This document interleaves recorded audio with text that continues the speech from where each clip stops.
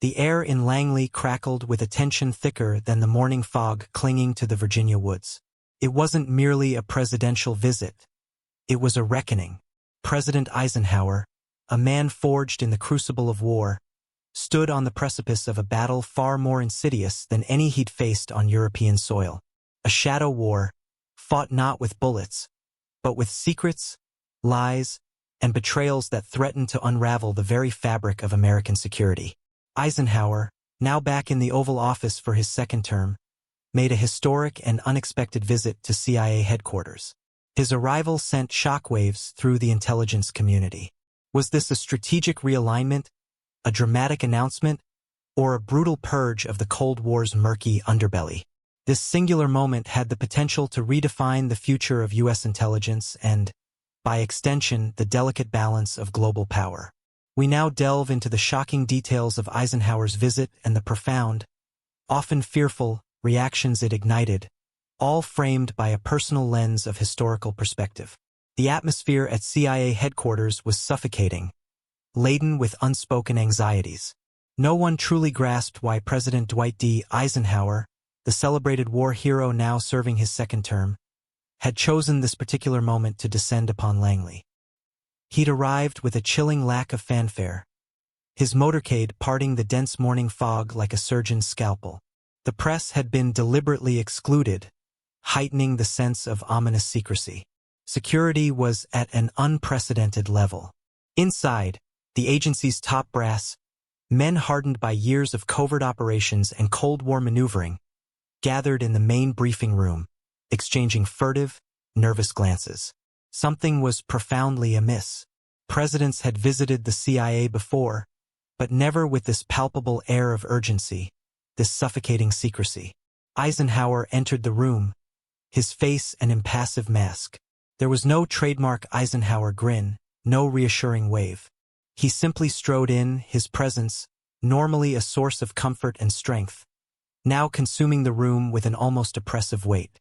"Gentlemen," he began, his voice calm, but with an underlying steel that sent a shiver down the spines of even the most seasoned agents. "This is not merely a visit. It's an audit." A collective murmur rippled through the ranks. A ripple that betrayed that his intent had been hidden and secret. Those sat around a table of high status looked worried as to what the true plan was. People shifted uneasily in their seats, eyes darting nervously around the room, seeking reassurance, finding none. Eisenhower's next words plunged the room into an icy silence. "For too long," he continued, his gaze sweeping across the assembled officials, "America has been compromised from within. Some, perhaps even in this very room, have betrayed the trust we hold sacred. That ends today." A heavy, pregnant silence descended. Not a single breath dared to disturb the stillness. Then, with a deliberate, almost theatrical gesture, Eisenhower dropped a thick manila folder onto the polished mahogany table. It landed with a dull thud, the sound echoing ominously in the hushed room. The folder sat there, a silent accusation, a ticking time bomb of potential careers and reputations destroyed. No one dared to touch it. Eisenhower leaned forward, his weathered fingers drumming a slow, deliberate rhythm against the worn leather cover. "I have evidence," he stated, his voice low and unwavering. "Incontrovertible evidence. Names, transactions, intercepted communications, the whole rotten tapestry laid bare." His piercing gaze moved from face to face, lingering for a moment on each, dissecting, judging. A few officials visibly gulped, the sound amplified in the suffocating silence. Others shifted uncomfortably, their carefully constructed facades beginning to crack under the immense pressure. Eisenhower opened the folder, revealing a chaotic array of classified documents, meticulously detailed bank statements, and damning confidential CIA memos. "I am not here for political gain," he declared, his voice resonating with the quiet conviction of a man who had witnessed the horrors of war and understood the true cost of betrayal. "I am here for the truth, and I promise you this with every fiber of my being. Whoever has acted against the interests of the United States, whoever has placed personal gain above national security, will be exposed and removed swiftly and decisively." A young officer, barely out of training, sitting at the far end of the room, tentatively raised his hand, his face a mixture of apprehension and defiance. "Mr. President," he stammered. "With all due respect, such an action, such a sweeping investigation, could destabilize the entire agency. It could cripple our ability to defend the nation." Eisenhower nodded slowly, acknowledging the young man's concern. "Good," he replied, his voice laced with a grim satisfaction. "This agency needs destabilizing. It needs to be shaken to its very foundations. We have allowed shadows to fester for too long, tolerated compromises in the name of expediency. That ends now." He flipped to a specific page in the folder, holding it up for all to see. It contained a list of names, meticulously typed and annotated with damning details. Names of CIA officials suspected of leaking classified intelligence to Soviet agents and other adversaries. Gasps of disbelief and horror filled the room.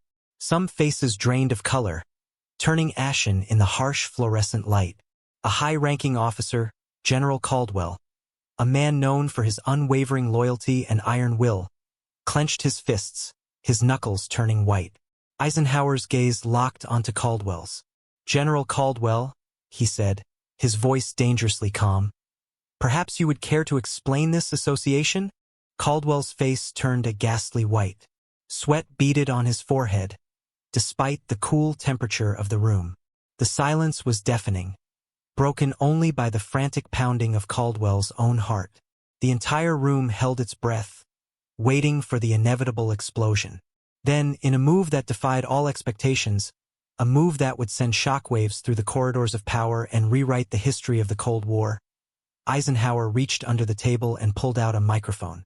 "You are now live on a secure national security broadcast," Eisenhower announced, his voice amplified throughout the building and, unbeknownst to those present, transmitted to select individuals in the highest echelons of government and the military.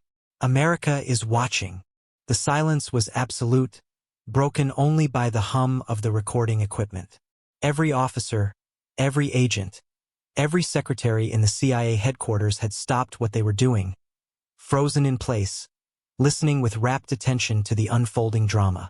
General Caldwell's lips trembled uncontrollably as he stared at the microphone, as if it were a venomous snake poised to strike. "Mr. President," he stammered, his voice barely a whisper, You can't be serious." Eisenhower folded his arms across his chest, his gaze unwavering. "I have never been more serious in my life. As serious as the oath I took to defend this nation against all enemies, foreign and domestic. Now, tell me, General, how much did you sell America for?" Caldwell's eyes darted frantically around the room, seeking solace, seeking support, finding only fear and condemnation in the faces of his colleagues. His hands trembled violently as he attempted to formulate a coherent response. "Mr. President, Eisenhower slammed the folder shut, the sound reverberating through the room like a thunderclap. "You funneled classified intelligence to Soviet operatives. You compromised covert missions that cost the lives of American agents. And I have irrefutable proof." Caldwell's breath came in ragged gasps. I was under pressure. They threatened my family." "Lies!" A voice rang out from the back of the room, cutting through the tension like a knife. It was Agent Ramirez, a man known for his unwavering integrity and fierce loyalty, one of the most respected members of the agency. His face was flushed with anger and disgust. "You weren't under pressure, Caldwell. You were the pressure. You forced young officers to participate in your schemes, threatening to destroy their careers if they refused to comply." Gasps of shock and outrage rippled through the room. The carefully constructed facade of loyalty and obedience had shattered, revealing the ugly truth that had been festering beneath the surface. Eisenhower remained unfazed, his expression betraying no emotion. "Effective immediately," Eisenhower declared, his voice cold and devoid of pity. "General Caldwell is relieved of his duties. He will be taken into custody and investigated for treason against the United States." Two burly security officers moved forward, their faces grim. Caldwell struggled weakly, his protests barely audible above the rising tide of condemnation. "You can't do this," he shrieked, his voice cracking with desperation. "I have connections. I have friends in high places." Eisenhower stepped closer to Caldwell, his voice low but resonating with power. "I just did. Your connections are worthless now. Your friends will disavow you. You are nothing but a traitor, and you will be held accountable for your crimes." As Caldwell was dragged, screaming and protesting, from the room, a slow, hesitant clap echoed through the silence. Then another and another. Soon, the entire room was applauding, not for the downfall of a traitor, but for the return of true leadership, for the promise of a renewed commitment to the principles of honor and integrity.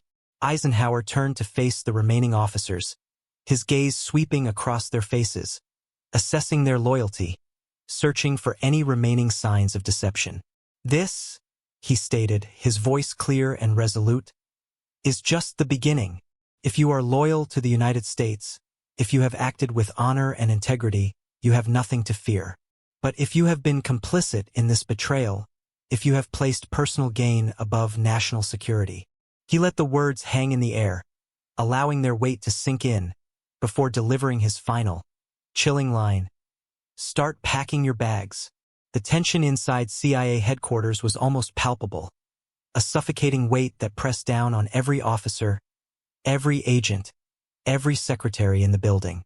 The room still echoed with the applause that had followed General Caldwell's dramatic removal, but there was no time for celebration. The cancer of corruption had been exposed, but the fight to eradicate it was far from over. Eisenhower scanned the room, his sharp, penetrating eyes catching every nervous glance, every bead of sweat, every subtle flicker of guilt. He knew that there were more traitors lurking in the shadows, waiting for their opportunity to strike.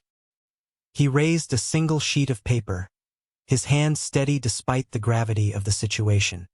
"This," he said, his voice controlled but resonating with a quiet fury, "is a list of individuals who have abused their power, leaked classified secrets, and endangered the lives of American citizens. Their actions have brought shame upon this agency and have undermined the security of our nation." A collective whisper spread through the crowd, a mixture of fear and anticipation. Some officers sat frozen in their chairs, their faces etched with terror. Others shifted uneasily, their eyes darting around the room, searching for escape. Eisenhower continued, his voice unwavering. "You may have thought that you were untouchable, that no one could ever expose your treachery. You may have believed that you were operating in the shadows, beyond the reach of justice. But I have spent months gathering intelligence, meticulously piecing together the puzzle of your deceit. I know everything." He turned to his chief of staff, a man known for his unwavering loyalty and discretion, and nodded curtly. The doors to the briefing room burst open, and a phalanx of FBI agents flooded the room, their faces grim, their weapons at the ready. Eisenhower called out the first name on the list, his voice ringing with authority. Agent Thomas Griffin, the man in question, a mid-level analyst with a reputation for ambition and ruthlessness, shot up from his seat, his face ghostly pale. "Mr. President," he stammered, his voice trembling with fear, "there must be some mistake. I can explain." "Enough." Eisenhower's voice was like steel, cutting off Griffin's desperate plea. "You transmitted classified information to foreign adversaries in exchange for illicit funds. You knowingly compromised covert operations that resulted in the deaths of innocent Americans. Do you deny these charges?" Tears welled in Griffin's eyes as two FBI agents grabbed him by the arms, their grip unyielding. "I have a family," he whispered, his voice choked with emotion. "Please, Mr. President, have mercy." "So did the Americans you betrayed," Eisenhower replied, his voice devoid of pity. "They also had families, and you deprived them of their right to live in a free and secure nation." The room was deadly silent as Griffin, sobbing uncontrollably, was escorted from the room. "Who's next?" Eisenhower asked, his gaze sweeping across the remaining officers, his eyes like chips of ice. The silence was broken only by the shuffling of feet and the ragged breathing of those who knew their time was running out. As soon as Griffin had been removed, Eisenhower set the paper down on the table, his expression grim. "I'm not finished," he announced, his voice resonating with a quiet determination. "There are names on this list who aren't just spies. There are individuals who have climbed the ranks of this agency through lies, deceit, and corruption. Some of you don't deserve to wear the uniform of an American intelligence officer." Murmurs of fear and apprehension filled the room, each officer wondering if their own name would be the next to be called. Then, a trembling voice spoke up, breaking the oppressive silence. "Mr. President," the voice pleaded, "please, I wasn't involved in any of this. I swear, I had no knowledge of these activities." All eyes turned to Director James Holloway, the man who had been in charge of counterintelligence for the past decade. His hands were shaking visibly, and his face was ashen. Eisenhower didn't blink, his gaze unwavering. "Director Holloway," he said, his voice dangerously soft, "perhaps you would care to explain why funds that were earmarked for national security ended up in offshore accounts registered under your wife's maiden name?" The color drained completely from Holloway's face. "That's a lie," he stammered, his voice barely audible. "I have no idea what you're talking about." Eisenhower slid another folder across the table, the sound echoing ominously in the silent room. "Bank statements, dates, emails, intercepted communications. The evidence is irrefutable, Director. You stole from the American people. You put this agency at risk. You betrayed the trust that was placed in you." Tears formed in Holloway's eyes, and he sank to his knees, his body shaking with sobs. "I made mistakes," he cried, his voice filled with anguish. "But I swear, Mr. President, I love this country. I would never intentionally do anything to harm it." Eisenhower stared down at him, his expression devoid of pity. "If you loved this country, Director Holloway, you would have protected it. You would have upheld the oath you swore to defend it against all enemies, foreign and domestic. But you failed. You chose greed and self-interest over duty and honor. And now you will face the consequences." Two FBI agents stepped forward, their faces grim. Holloway didn't resist as they led him away, his sobs echoing through the room. Eisenhower looked around at the remaining officers, his gaze piercing, searching. "Anyone else want to confess before I read the next name?" he asked, his voice resonating with a quiet authority. The silence was deafening. "Then let's continue," Eisenhower said, his voice like a blade. Just as Eisenhower was about to call the next name on the list, a young woman stood up, her face a mask of determination. She was barely 30 years old, her hands clenched into fists, her eyes burning with a fierce intensity. "Mr. President," she said, her voice shaking but filled with a quiet strength, "I have something to say." Eisenhower looked at her, intrigued. He recognized her as Agent Sarah Mitchell, a rising star in the agency, known for her intelligence, her dedication, and her unwavering integrity. "Go on, Agent Mitchell," he said, his voice encouraging. Sarah took a deep breath, steeling her nerves. "I'm Agent Sarah Mitchell," she said, her voice growing stronger with each word. "I've been working at the CIA for 5 years, and I've been fighting to expose these corrupt individuals for just as long." Gasps of surprise and admiration filled the room. Eisenhower motioned for her to continue, his eyes filled with a mixture of curiosity and hope. "I was threatened," Sarah continued, her voice trembling with emotion. "I was silenced. I was told to look the other way. I watched men like Caldwell and Holloway destroy lives, compromise operations, and betray the trust of the American people. But I documented everything. I have files, recordings, names. I never stopped fighting, even when they tried to destroy me." Eisenhower's expression softened, his eyes filled with admiration for this brave young woman who had risked everything to uphold her principles. "You risked everything, Agent Mitchell," he said, his voice filled with gratitude. Tears spilled down Sarah's cheeks, but her gaze remained unwavering.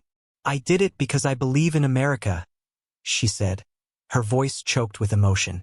I did it because I believe that this country is worth fighting for. For a moment, there was only silence, broken only by Sarah's sobs.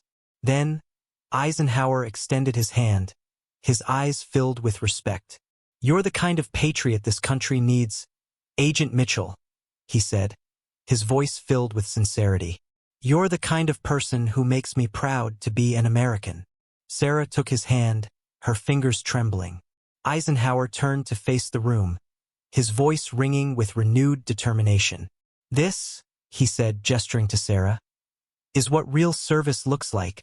This is what courage looks like. Today we start rebuilding. The corruption ends now. The entire room stood and applauded, their hearts filled with hope for the future. The room was still reeling from the shocking revelations and the outpouring of emotion when Eisenhower turned to Agent Sarah Mitchell, his expression serious. You say you have files, Agent Mitchell, he said, his voice calm but firm. Where are they? Sarah swallowed hard, her heart pounding in her chest. Yes, Mr. President, she replied, her voice barely a whisper. I've been gathering them for years, hidden away in a secure location. They contain the names, dates, and details of every corrupt act that has been committed within this agency. Eisenhower motioned to his security team, his expression unreadable. Get those files now, he commanded, his voice leaving no room for argument. 2 FBI agents rushed out of the room, their faces grim. As Sarah waited for the agents to return, her hands trembled uncontrollably. Mr. President, she whispered, her voice filled with apprehension. You don't understand. If these files come out, the entire intelligence community will be shaken to its core. There are powerful people involved in this conspiracy, people who will stop at nothing to protect themselves. Eisenhower's expression didn't change, his gaze remaining fixed on Sarah. Good, he replied, his voice devoid of emotion. That means we're doing something right. The truth, Agent Mitchell, is a powerful weapon, and it's time we wielded it. Minutes later, the agents returned, carrying a thick, sealed envelope. Eisenhower took it and peeled it open, his brow furrowing as he scanned the contents. The moment he read the first page, his jaw tightened, and his hands gripped the paper harder. These, he began, his voice trailing off in disbelief. Sarah nodded, her eyes filled with a mixture of fear and determination. Yes, sir, she replied, her voice barely audible. There are still more. And what's worse, some of them extend beyond the CIA, reaching into the highest levels of government. Eisenhower turned to face the room, his face unreadable. What I am about to reveal, he said, his voice deadly serious, will shake this country to its core. Everyone in the room held their breath, waiting for the storm to break. But it needs to be done. The rot has festered for too long, and if we don't excise it now, it will consume us all. Eisenhower laid the documents on the table, flipping through them with meticulous precision. Every page exposed a new horror. Leaked operations, missing funds, intelligence officers secretly working for foreign governments. Then he stopped, his face darkening with rage. He held up a page, his finger pointing to a specific name. This name, he said, his voice trembling with barely suppressed fury. I recognize it.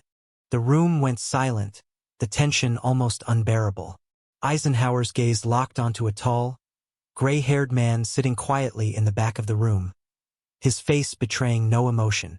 It was Deputy Director Samuel Grayson, one of the highest-ranking officers in the CIA, a man who had served the agency with distinction for over 30 years. Mr. Grayson, Eisenhower said, his voice eerily calm, care to explain why your name is listed in multiple offshore transactions connected to Chinese and Russian intelligence agencies? Grayson's face turned to stone, his eyes narrowing with barely concealed anger. Mr. President, he began, his voice carefully controlled. This is a blatant fabrication. I have dedicated my life to serving this country.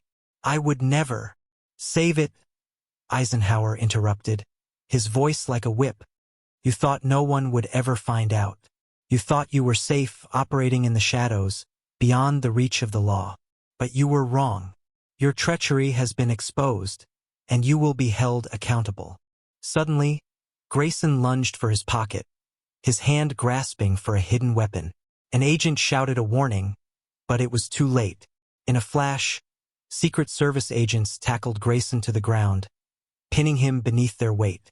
A black pistol skittered across the floor, coming to rest near Eisenhower's feet.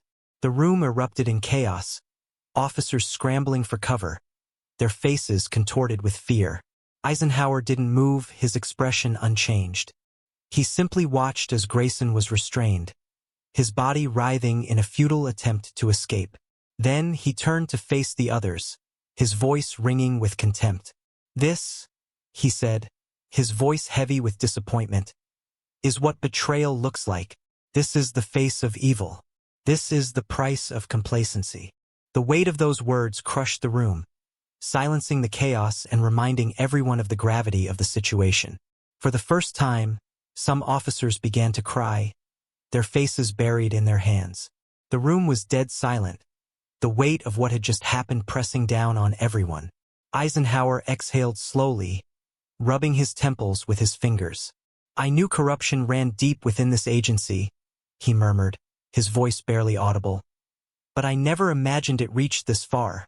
Sarah's voice was soft, filled with a mixture of sorrow and admiration. "Mr. President," she said, "this is just the beginning. There are still more traitors out there, hiding in the shadows, waiting for their opportunity to strike." Eisenhower nodded, his face unreadable. Then, something unexpected happened. A single tear slid down his cheek, tracing a path through the lines etched on his weathered face. The room gasped, shocked by this rare display of emotion from a man known for his stoicism. "Mr. President," a senior officer whispered, his voice filled with concern. Eisenhower quickly wiped away the tear, his expression hardening. He wasn't a man to show weakness, but this wasn't weakness. This was anger, sorrow, and frustration all mixed into one. "I love this country," he said, his voice thick with emotion. "I swore an oath to protect it against all enemies, foreign and domestic. But the very people who were supposed to defend America were the ones tearing it apart from the inside." Some of the officers lowered their heads in shame, unable to meet Eisenhower's gaze. Others clenched their fists, their faces contorted with anger and determination. Eisenhower looked up, his voice, though quiet, resonated with unwavering power. "I will not let America fall," he declared, his eyes blazing with a fiery resolve. "Not on my watch." In that moment, something shifted within the room. One by one, officers started standing, their faces filled with a newfound sense of purpose. Then another and another. And before long, the entire room stood with him, united in their commitment to defend the nation against all threats. The air in the CIA headquarters was thick with emotion, a mixture of fear, anger, and hope. The officers stood with Eisenhower, ready to fight for their country, ready to risk their lives to expose the truth. But Eisenhower knew that the battle was far from over. There were still people hiding in the shadows, waiting for their moment to strike. The cleanup was only just beginning. Eisenhower sat back down at the long conference table, placing his hands together in a gesture of quiet authority. "I know what some of you are thinking," he said, his voice calm but with an underlying intensity that sent a shiver down their spines. "You're thinking that you can outlast me, that I'll clean house and walk away, and the corruption will creep back in, like it always does." He stood up and looked each officer in the eye, his gaze unwavering. "But I have news for you," he said, his voice resonating with conviction. "I'm not leaving, and neither is the truth. We will root out every last vestige of corruption from this agency. We will restore the trust of the American people. And we will never allow this to happen again." A few men shifted uncomfortably in their seats, their faces betraying their unease.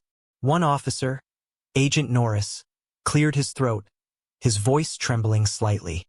"Mr. President," he asked, "what exactly do you plan to do next? How will you ensure that this never happens again?" Eisenhower's lips curled into a slight smile, a hint of the old Eisenhower charm returning to his face. He picked up the files that Sarah Mitchell had given him and raised them in the air, his gaze sweeping across the room. "These," he said, his voice ringing with determination, "are going to the American people. Every name, every date, every transaction will be revealed to the public. This corruption has thrived in the dark for too long. I say we bring it into the light." The room was silent, everyone absorbing the weight of Eisenhower's words. Then, a voice whispered, filled with awe and admiration, "This could change everything." Eisenhower nodded, his eyes blazing with a fiery resolve. "Exactly," he said. "This will change everything."